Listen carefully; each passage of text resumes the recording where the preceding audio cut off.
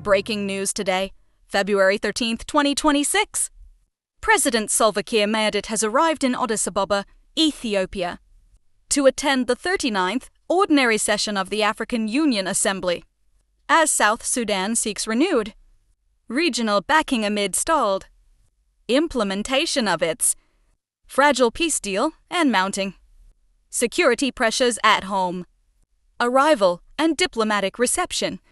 President Kiir was received at Bole International Airport by Ethiopian and South Sudan's ambassador to Ethiopia, Bach Valentino, while underscoring the diplomatic importance.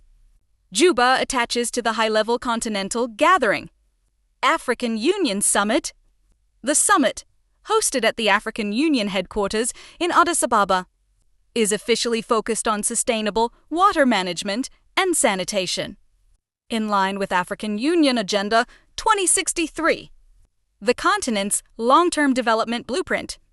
However, on the diplomatic sidelines, South Sudan's prolonged political transition is expected to take center stage as regional leaders assess the future of the country's 2018 Revitalised Peace Agreement.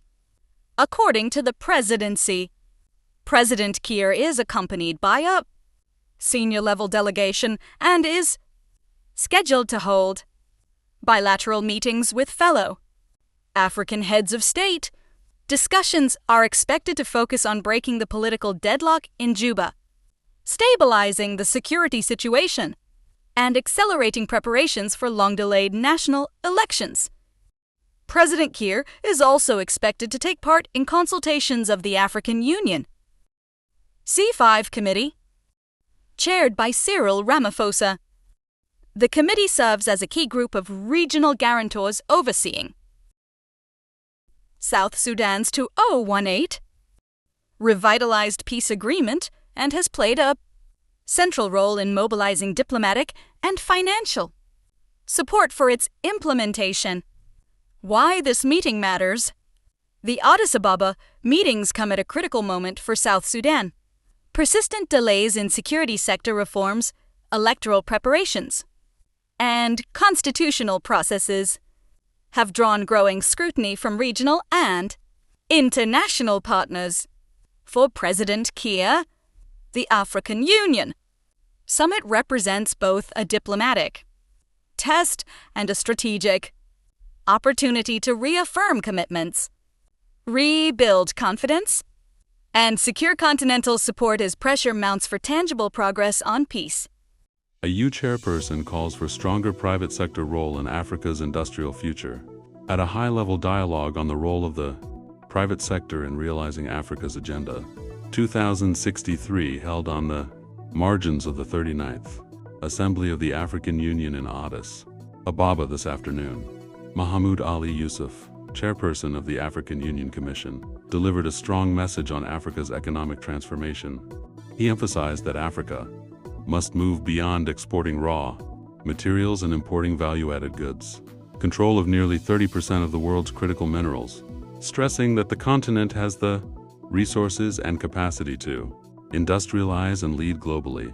With a population of 1.4 billion people and the African Continental Free Trade Area as a foundation, Africa possesses the necessary assets to drive integration and sustainable development. Under Agenda 2063, Mr. Yusuf noted that public policy alone cannot deliver Africa's ambitions. He underlined that industrialization, energy transition, digital innovation, and value chain development require full and active participation from the private sector. He further assured that the African Union will work to strengthen regulatory coherence, reduce non-tariff barriers, and introduce a permanent presidential mechanism to enable strategic, results-oriented dialogue between African leaders and the business community. Concluding his remarks, the OAU Commission chairperson stated that every job is a contribution to peace, and every investment is a vote of confidence in Africa's future. South Sudanese comedian Penton Kia is reportedly facing deportation to Juba following his alleged arrest in Cairo, Egypt. According to multiple sources, Penton Kia was arrested several days ago in the Egyptian capital. However, the exact circumstances and reasons surrounding his arrest have not yet been officially disclosed. As of now, neither Egyptian authorities nor representatives of the South Sudanese government have issued a formal statement. Regarding the incident, the situation remains unclear, and further details are expected as more information becomes available. As of the 6th of February, the humanitarian situation in Jonglei State especially, Akobo continues to deteriorate rapidly, driven by renewed violence, large-scale displacement, and severe access constraints for humanitarian actors. Fighting that initially affected central Jonglei, including Piri, Pathai, and Uai, has now spread northeast, reaching Wat in Yura County, Walguk in Akobo County, and Lankian in Niril County. Between the 3rd and the 5th of February, heavy clashes were reported across Niril and Akobo counties. Shooting people and burning huts. When I came out at my house, I saw a car of soldiers dying right back inside. It started shooting into the house and they set it on fire. So I came out again. It killed my Although full information on civilian casualties remains limited, early reports confirm widespread looting and destruction of homes, public infrastructure, and personal property. Local markets were burned and looted, deepening food insecurity for already vulnerable communities. In Nairul County, airstrikes in Thalpayam and Lankian Town caused extensive destruction. Additional airstrikes were reported in Walguk Town, Akobo County, on the 4th of February, with unconfirmed reports of civilian casualties. Violence escalated further in Walguk Town between the 3rd and the 4th of February, where fighting resulted in the burning of large parts of the town, including an NGO compound. Welcome to the heart of Africa, where culture meets creativity.